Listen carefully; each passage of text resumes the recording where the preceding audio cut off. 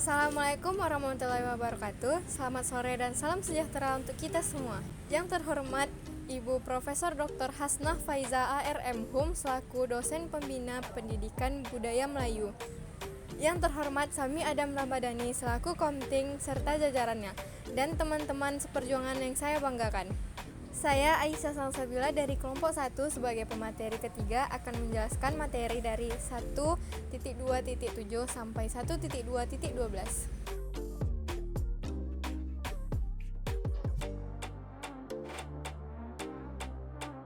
Tabel materi. Yang pertama, ikhlas dan rela berkorban. Yang kedua, kerja keras, rajin, dan tekun. Yang ketiga, percaya diri dan mandiri. Yang keempat, budiman. Yang kelima, bertanggung jawab. Yang keenam, tahu malu.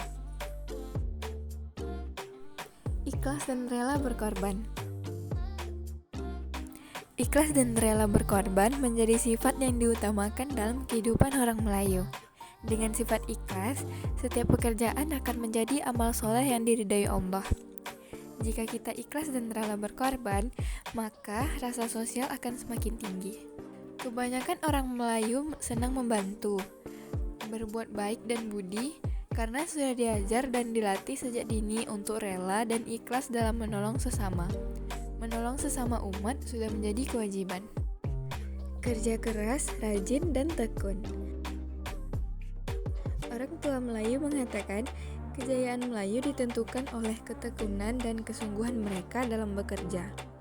Dalam ungkapan dikatakan, kalau Melayu hendak berjaya, bekerja keras dengan sesungguhnya. Bagi orang Melayu, bekerja dan mencari nafkah amat diutamakan dan dijadikan tolak ukur menilai atau melihat kepribadian seseorang. Dalam tunjuk ajar Melayu, apapun bentuk dan jenis pekerjaan yang menyimpang dan menyalahi ketentuan agama, adat, dan sebagainya, maka pekerjaan itu tidak dibenarkan dan dianggap akan membawa kebinasaan. Dalam kehidupan Melayu tradisional, acuan ini sejak dini sudah diajarkan kepada anak-anak mereka. Dalam mencari jodoh, pilihan utama lazimnya dijatuhkan kepada anggota masyarakat yang tangguh. Karena orang seperti itulah yang nantinya mampu mewujudkan kehidupan rumah tangga yang sejahtera dan mandiri. Percaya diri dan mandiri. Kemandirian dan percaya diri merupakan puncak dari kemampuan seseorang untuk tegak dan kokoh di atas kakinya sendiri tanpa bergantung dengan orang lain.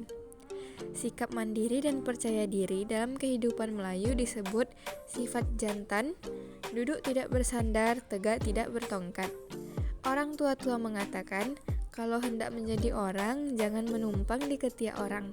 Artinya, bila hendak menjadi orang atau manusia yang sempurna lahiriah dan batiniah, maka janganlah menggantungkan diri kepada orang lain. Dalam tunjuk ajar Melayu dikatakan, apa tanda orang bijak, di kaki sendiri ia tegak. Artinya, bahwa setiap anggota masyarakat harus mendidik anak-anaknya sejak dini ke arah sikap hidup mandiri dan percaya diri. Budiman. Orang tua-tua mengatakan, bila sudah termakan budi, di sanalah tempat Melayu mati. Dalam kehidupan orang Melayu, sebutan orang berbudi melambangkan perilaku terpuji, mulia, dan dihormati oleh masyarakatnya. Sebaliknya, jika disebut tidak tahu budi, maka seseorang dianggap jahat, tidak tahu adat, berperilaku buruk, dihina, dibenci, dan dijauhi masyarakatnya. Dalam ungkapan dikatakan, hidup berbudi sempurnalah yang mati.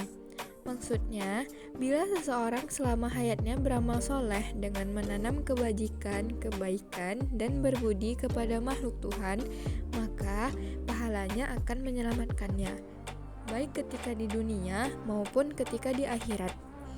Karena budi tidak dapat dibalas seperti membayar hutang harta benda, maka seseorang yang sudah termakan budi akan terkenang selama hidupnya. Bertanggung jawab. Orang tua-tua mengatakan, orang beradab bertanggung jawab. Dalam kehidupan sehari-hari, seseorang yang menunjukkan rasa tanggung jawab tinggi akan dihormati dan dihargai masyarakat. Sebaliknya, yang tidak bertanggung jawab akan direndahkan, dilecehkan, diejek oleh masyarakat. Untuk menanam sikap hidup bertanggung jawab sejak kecil, anak-anak sudah diajarkan dan dilatih untuk memahami makna dan manfaat dari tanggung jawab. Tahu malu. Malu adalah sifat yang dijunjung tinggi oleh orang Melayu.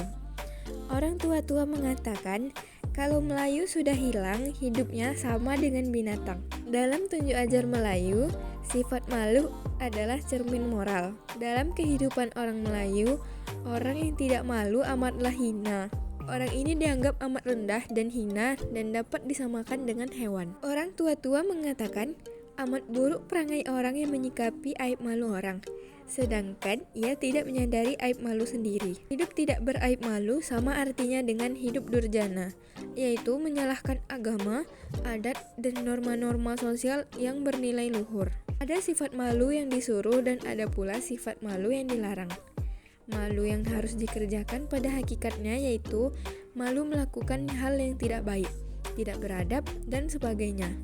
Dan malu yang dipantangkan adalah malu yang merugikan. Misalnya, malu mengakui kebodohan diri sendiri, malu menuntut ilmu, malu meminta petuah amanah dan tujuh ajar, malu mengakui kesalahan sendiri, dan lain sebagainya.